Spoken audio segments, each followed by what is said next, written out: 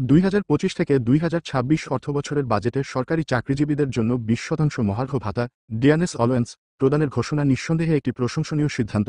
বর্তমান দ্রব্যমূল্যের ঊর্ধ্বগতির প্রেক্ষাপটে এটি একটি স্বস্তিদায়ক খবর, যা বহু সরকারি কর্মচারীর জন্য আশার আলো হিসেবে দেখা দিয়েছে। তবে এই স্বস্তির খবরের মাঝেই লুকিয়ে আছে একটি গভীর হতাশার বার্তা। সরকার সিদ্ধান্ত নিয়েছে পূর্বে প্রদান করা 5% বিশেষ সুবিধা স্পেশাল ইনসেন্টিভ বাতিল করার।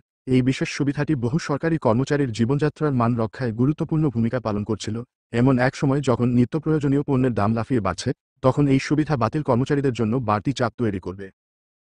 শেখ হাসিনার সরকারের সময়ে চালু হওয়া 5% বিশেষ প্রণোদনা ভাতা বাতিল করে তার পরিবর্তে এই মহার্ঘ ভাতা চালুর পরিকল্পনা রয়েছে। এটি চালু হলে চাকরিজীবীদের বেতন ভাতা খাতে সরকারের অতিরিক্ত ব্যয় হতে পারে প্রায় 7,000 কোটি টাকা। অর্থ মন্ত্রণালয়ের কর্মকর্তারা জানান, প্রধান উপদেষ্টার সম্মতি পেলে এই মহার্ঘ ভাতার সিদ্ধান্ত বাজেট বক্তৃতায় অন্তর্ভুক্ত করা হবে।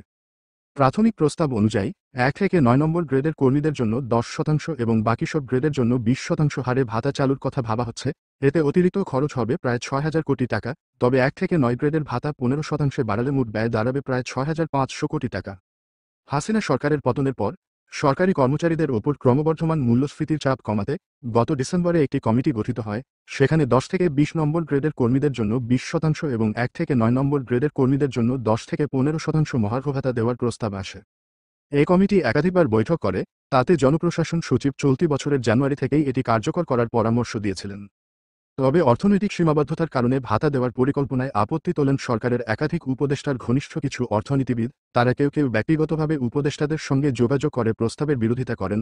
এরপর সরকার জানুয়ারিতে ভাতা ঘোষণার সিদ্ধান্ত থেকে সরে আসে। সে সময় অর্থ উপদেষ্টা বলেছিলেন, এ বিষয়ে তখনও কোনো সিদ্ধান্ত হয়নি। অসন্তোষ প্রশমনে নতুন চিন্তা প্রশাসনের অভ্যন্তরীণ নীতিনির্ধারকেরা মনে করছেন, কমিটি গঠনের পরও ভাতা চালু না করায় প্রশাসনের ভেতরে অসন্তোষ তৈরি হয়েছে। বিশেষ করে নিম্ন আয়ের কর্মকর্তা কর্মচারীদের মধ্যে এই অসন্তোষ বেশি, যা সরকারের ভাবমূর্তিতে নেতিবাচক প্রভাব ফেলতে পারে। এই কারণে সরকার মহার্ঘ ভাতা বা অন্য কোনো উপায়ে আসন্ন বাজেটে সরকারি কর্মচারীদের বেতন ও ভাতা বাড়ানোর চিন্তা করছে বলে জানা গেছে। সাধারণত সরকার প্রতি 5 বছর পর পর একটি নতুন বেতন কাঠামো ঘোষণা করে। তবে 2015 সালের জুলাইয়ে কার্যকর হওয়া 8ম বেতন কাঠামোয় বলা হয়, ভবিষ্যতে আর আলাদা কাঠামো ঘোষণা করা হবে না, বরং প্রতি বছরের জুলাই মাসে সব সরকারি কর্মচারীর জন্য 5% বার্ষিক বেতন বৃদ্ধি অব্যাহত থাকবে। পাশাপাশি বলা হয়, কোনো অর্থবছরে মুদ্রাস্ফীতির হার 5% ছাড়িয়ে গেলে সেই হার অনুযায়ী বেতন বাড়ানো হবে। গত জাতীয় নির্বাচনের আগে তৎকালীন প্রধানমন্ত্রী শেখ হাসিনা সরকারি কর্মচারীদের সন্তুষ্ট করতে নিয়মিত 5% বৃদ্ধির পাশাপাশি আরও 5% প্রণোদনা দেওয়ার ঘোষণা দিয়েছিলেন। বাংলাদেশের সরকারি চাকরিজীবীদের জন্য একমাত্র তথ্যভিত্তিক ইউটিউব চ্যানেল এটি। আপনি যদি একজন সরকারি চাকরিজীবী হয়ে থাকেন, তাহলে নবম পে স্কেল সহ মহার্ঘ ভাতা সংক্রান্ত সর্বশেষ ও নির্ভরযোগ্য আপডেট পেতে চ্যানেলটিতে লাইক দিন, আপনার মূল্যবান মতামত কমেন্টের মাধ্যমে জানান এবং অবশ্যই চ্যানেলটি সাবস্ক্রাইব করতে ভুলবেন না। ধন্যবাদ।